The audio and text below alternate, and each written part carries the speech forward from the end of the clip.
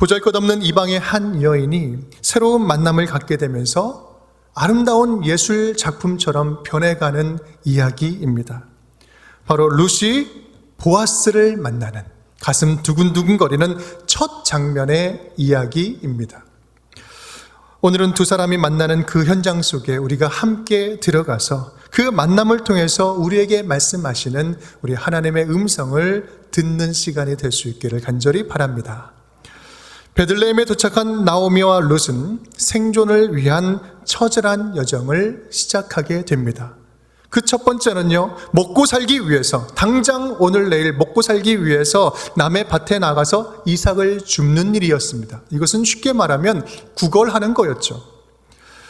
이 구걸하는 현장에서 한 사람을 운명처럼 만나는데 그 사람이 바로 그 밭의 주인 보아스였습니다. 본문은 룻이 이삭을 주우러 갔던 곳이 우연하게도 보아스의 밭이었다라고 표현을 하고 있습니다. 2장 3절 말씀, 우연히 엘리멜렉의 친족 보아스에게 속한 밭에 이르렀더라.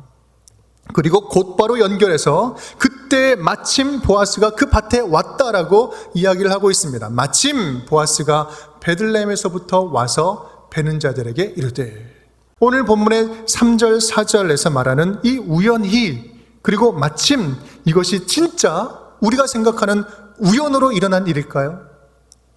하나님의 역사에 우연이란 있을 수 없습니다. 하나님의 인도하심과 기도의 응답은 마치 우연처럼 가장하여서 완벽한 타이밍에 이루어지고 있는 것이지요. 하나님이 필연을 우연처럼 연출하고 계시는 것입니다. 이 두 사람은 우연 같은 상황에서 아주 필연적으로 만났습니다. 이것을 우리는 하나님의 섭리라고 이야기를 합니다. 우리의 모든 만남은요, 하나님의 강력한 섭리 가운데 이루어지고 있음을 우리가 고백할 수 있습니다. 이제 하나님은 룻의 인생에 적극적으로 개입하셔서 일하시기 시작합니다. 하나님은 룻의 발을 움직여서 보아스의 밭으로 가게 하셨고, 또 보아스의 시선을 끌어다가 룻에게만 집중하게 만드십니다. 이름하여 거룩한 콩깍지의 은혜를 씌워주고 계시는 것입니다. 하나님이 작정하시고 두 사람의 만남을 직접 주관하고 계십니다. 우리가 함께 읽은 이 본문은 이 두 사람의 처음 만나는 장면, 첫 대화의 내용입니다. 이 룻기를 우리가 드라마처럼 보고 읽는다면 남녀 주인공이 등장을 했고요, 이제 가슴 두근거리는 러브라인이 막 처음 시작되는 첫 대화의 장면입니다. 우리는 오늘 룻과 보아스가 만나는 이 설레는 첫 만남의 장면을 통해서 세 가지의 메시지를 들을 수가 있습니다. 우리 첫 번째 따라하겠습니다. 룻을 향한 하나님의 뜨거운 마음입니다. 룻을 향한 하나님의 뜨거운 마음입니다.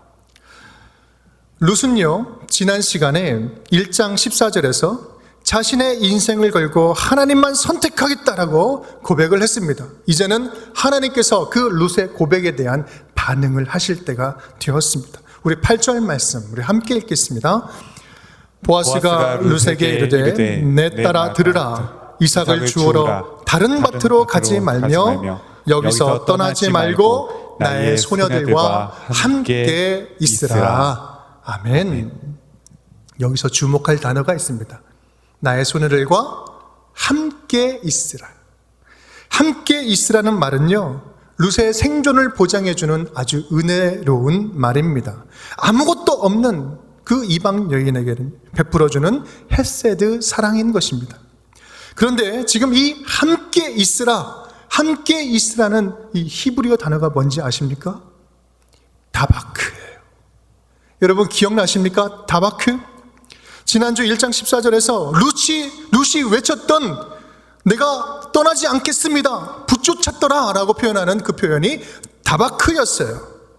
붙쫓다, 한몬처럼 떨어지지 않냐고 딱 달라붙어 있는 것, 내가 나오미를 떠나지 않냐고 우리 하나님을 떠나지 않겠습니다라고 다바크 외쳤던 그 다바크에 그대로 응답하고 계시는 거예요. 오늘도 보아스가 말합니다. 다른 곳으로 갈 생각하지 말고 이제 나에게 딱 달라붙어 있어라. 나오미와 하나님을 떠나지 않고 붙쫓았던 그 룻의 신앙을 하나님은 똑똑히 기억하시고 결정적인 순간에 갚아주시는 그런 감동적인 순간인 것입니다. 네가 네 인생을 걸고 나를 붙잡았느냐?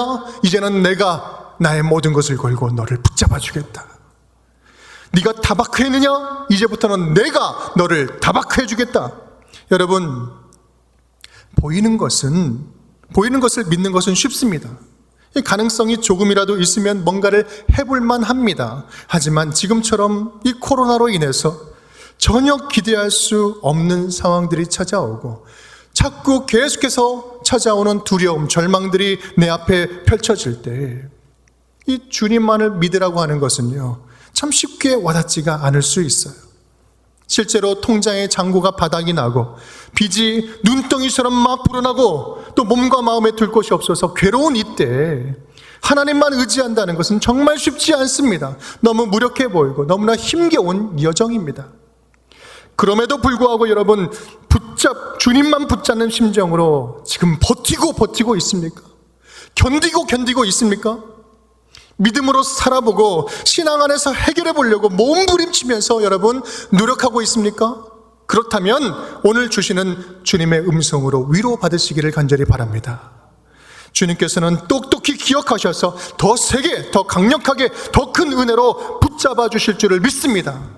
하나님이 이 흉년의 때에 우리가 외치는 그 소리를 가슴에 새기면서 기억하고 계실 줄을 믿습니다. 하나님이 이 흉년에 흘리는 그 눈물을 주님께서 주님의 가슴에 담고 계시는 줄 믿습니다. 그 눈물을 이 땅에 쏟아붓고 갚아주시는 그날 룻에게 베풀어 주셨던 그 헷세의 은혜를 우리의 삶 가운데서도 그대로 동일하게 펼쳐주시기를 주님의 이름으로 축원드립니다. 이러한 하나님의 강렬한 마음은요, 12절에 보아스의 고백을 통해서 다 더 잘 보여주고 있습니다. 우리 12절 말씀 우리 함께 읽겠습니다. 여호와께서 내가 행한 일에 보답하시기를 원하며 이스라엘의 하나님 여호와께서 그의 날개 아래 보호를 받으러 온 내게 온전한 상 주시기를 원하노라 하는지라. 아멘. 사실 지금 이 말을 하고 있는 것은 보아스입니다. 보아스의 입을 통해서 지금 이야기를 하고 있습니다. 하지만 그 말을 하고 계시는 분은 하나님이십니다. 이 말은 하나님이 룻에게 그렇게도 해주고 싶었던 말이에요. 나의 사랑하는 룻아, 내가 이제 보답해 주겠다. 이제는 내가 갚아주겠다. 나의 날개 아래 보호받기 위해서 네가 여기까지 왔느냐? 나의 날개 아래 거하기 위해서 보호받기 위해서 여기까지 왔느냐? 이제는 너에게 상을 주겠다. 여기서 보아스는요, 아주 특별한 표현으로 이야기하고 있습니다. 보호받기 위해서 온 자에게 무엇을 주겠다? 상을 주겠다. 피해서 왔을 뿐인데 주님께서는 상을 주시겠다는 것입니다. 하나님은 단순하게 생계를 보장해주는 그런 수준을 뛰어넘어서 특별한 상을 주겠다. 실제로 룻이 받은 복이 무엇입니까? 우리는 이 룻기의 이야기를 잘 알고 있습니다. 룻의 몸을 통해서 장차 왕이 태어날 것이고요, 우리의 구원자 예수 그리스도가 그 룻의 족보를 통해서 태어나게 될 것입니다.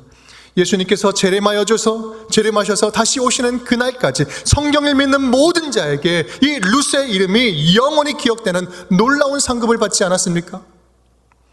이 땅에서 썩어질 축복이 아니라 영원한 축복인 것입니다. 이것이 바로 룻을 향한 하나님의 진정한 마음, 뜨거운 마음이었어요. 더 넘치도록 은혜를 주시는 것이죠. 우리가 상상하는 것 이상으로, 우리가 상상하고 생각할 수 있는 그 이상으로 부어주시는 것입니다. 상상할 수도 없고 영원한 것으로 갚아주시는 거예요. 하나님은 그 마음으로 지금 저와 여러분을 바라보고 계시는 줄 믿습니다. 사랑하는 우리 운정교회 성도 여러분, 우리를 향한 하나님의 놀라운 계획은 우리의 생각 안에 다 담을 수 없습니다. 우리가 살아갈 인생의 시간 안에도 하나님의 은혜는 다 담을 수가 없는 거예요. 그 하나님의 넘치는 사랑, 인격적인 사랑, 신실하신 끝없는 사랑, 약속하신 것은 끝까지 성취하시는 하나님의 헷세드 사랑이 하나님을 목숨을 걸고 붙잡으며 믿음으로 살기를 다짐하는 우리 모든 가정들, 모든 심령들 위해 강력하게 임할 수 있기를 간절히 축복합니다.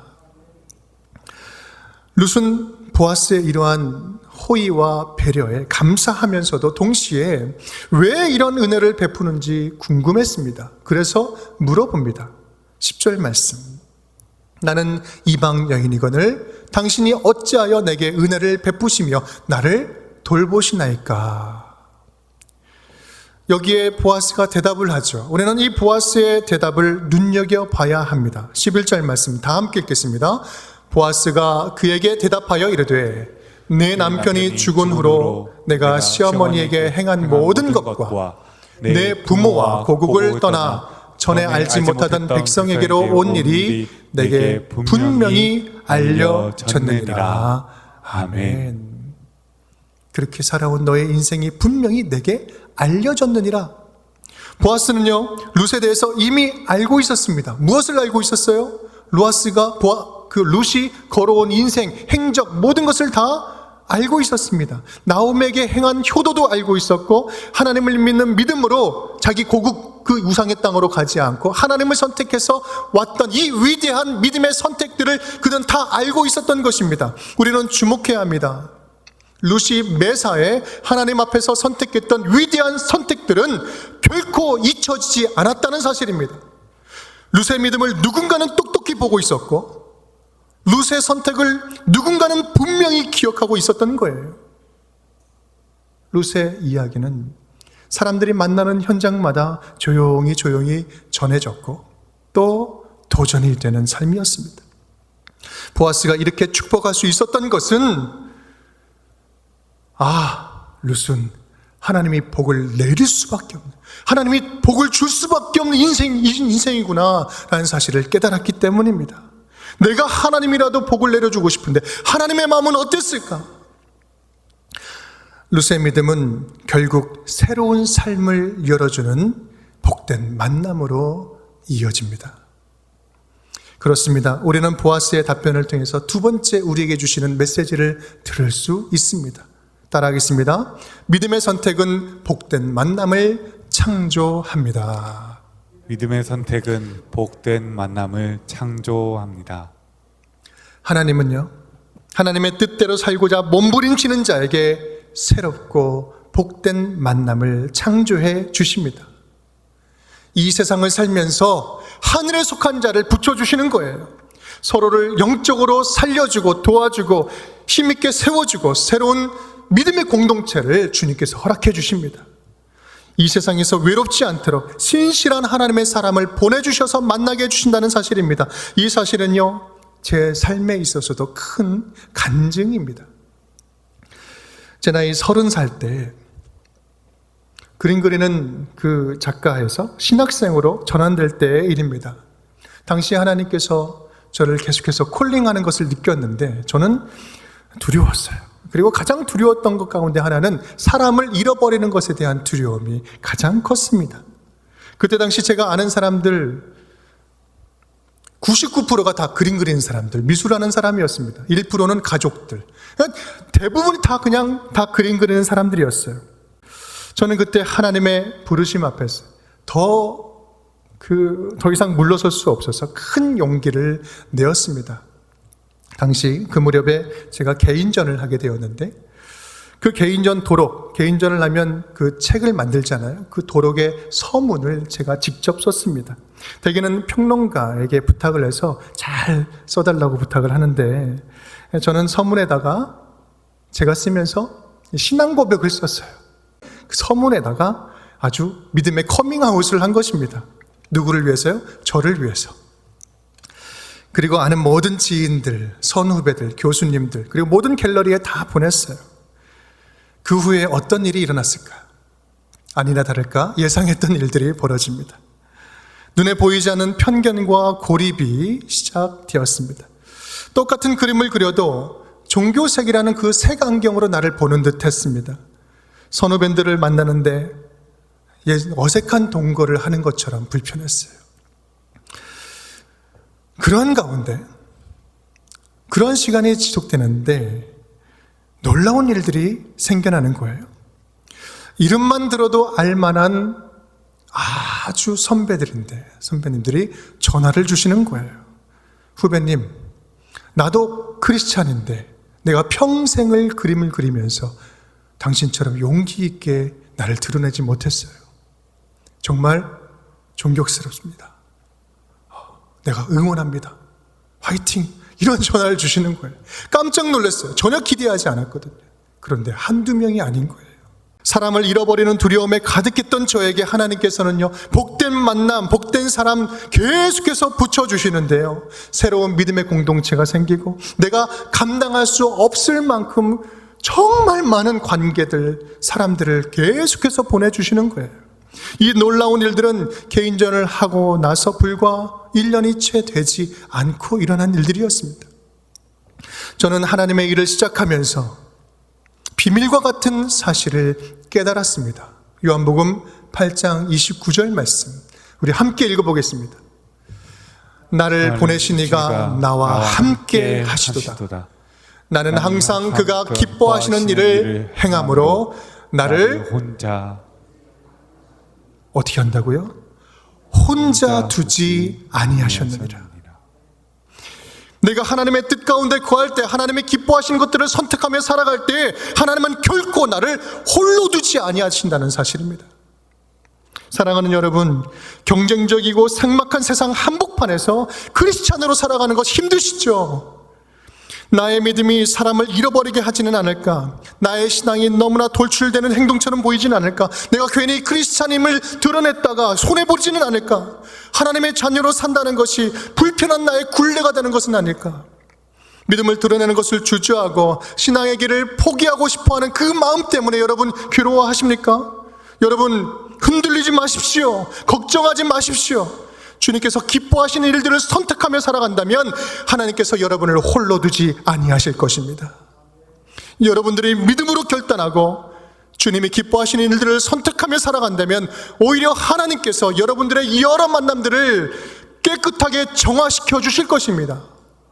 좀 더 적극적으로 말한다면 하나님께서는 지금 저와 여러분의 믿음의 고백과 결단을 기다리고 계십니다. 너만 준비된다면 내가 지금까지 신실하게 준비한 그 나의 사람들, 나의 백성을 붙여주겠다. 너만 준비된다면 새 삶을 열어줄 만남을 이제 허락해 주겠다. 세상에 무릎 꿇지 않은 7,000명, 바알에게 무릎 꿇지 않은 7,000명을 예비한 것처럼 세상에 무릎 꿇지 않는 7,000명과 같은 내 백성들을 만나게 해서 새로운 만남을 통하여서 내가 내 인생을 새롭게 펼쳐주겠다. 여러분, 모든 만남의 주인은 하나님이십니다. 하나님은 그렇게 저와 여러분을 예비하시고 준비하시고 만나게 하신다는 사실입니다. 오늘도 하나님께서는 신실한 고백과 정직한 고백이 만나게 하시고 주님 앞에 신실한 믿음과 정직한 믿음이 만나게 하여 주셔서 새 일을 행하고 계신 줄을 믿습니다. 보아스는 오늘 말로만 듣던 소문의 주인공, 아름다운 고백의 여인 룻을 만났어요. 여러분, 이 장면을 한번 생각해 보십시오. 밭의 주인 부호 보아스와 이제 막 구걸하러 온 처녀, 우리 그 여인 룻입니다. 제가 질문 하나 하겠습니다.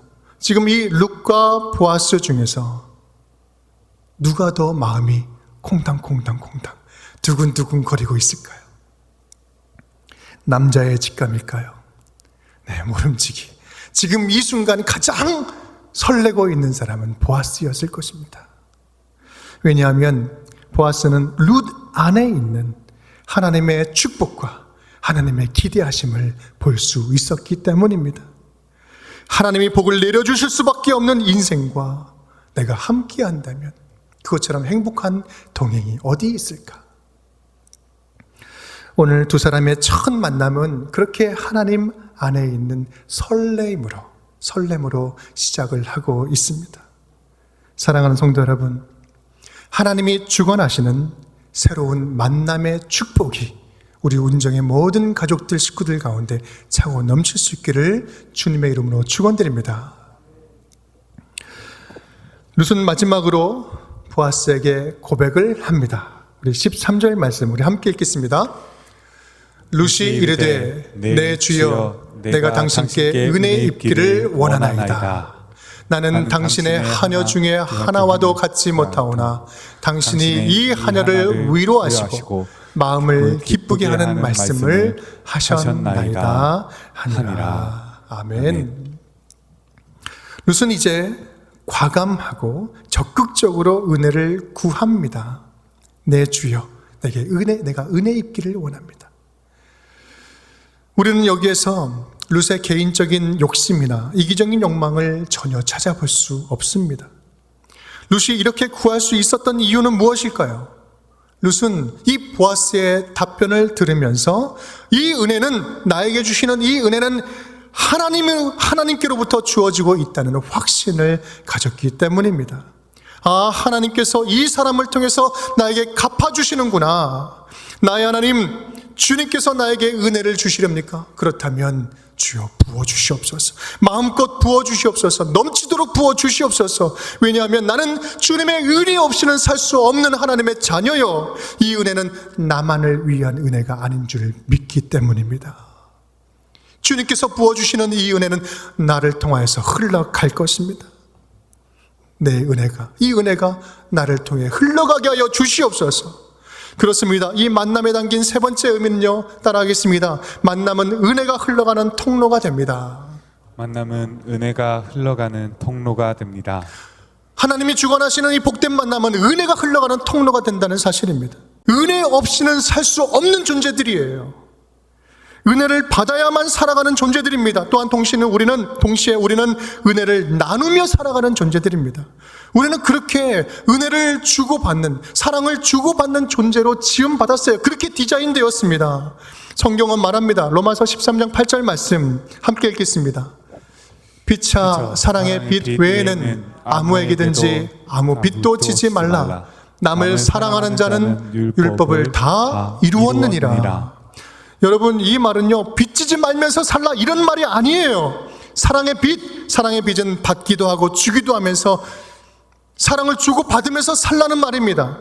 우리는 이미 태어나면서부터 갚을 수 없는 무한한 사랑의 빚을 지고 태어났어요. 부모님께 진 이 사랑의 빚은 무엇으로 갚을 수 있겠습니까? 갚을 수 없는 사랑입니다. 우리는 이미 빚진 자로 태어났어요. 우리는 하나님의 은혜로 하나님의 자녀가 되었습니다. 이것을 무엇으로 하나님께 갚겠습니까? 우리는 예수 그리스도의 십자가의 은혜로 죄값을 깨끗하게 치르고 구원을 받았어요. 예수 그리스도의 은혜, 우리를 만나주셔서 깨끗하게 우리를 살려주신 그 구원의 은혜를 우리는 무엇으로 예수님께 갚아내겠습니까? 우리는 이미 갚을 수 없는 은혜와 사랑을 받은 존재들입니다. 그 갚을 수 없는 은혜를 누구에게 갚아라? 서로 갚으면서 살아라, 은혜를 끼치면서 살아라 라는 말 아닙니까? 믿음의 공동체 안에서 적극적으로 사랑을 받고, 적극적으로 은혜를 받고, 더 적극적으로 사랑을 하고, 더 적극적으로 은혜를 베풀면서 살라는 말인 것입니다. 오늘 룻의 고백이 바로 그런 고백이에요. 13절, 내 주여, 내가 당신께 은혜 입기를 원합니다. 보아스에게 구합니다. 이것은 하나님께 구하는 거예요.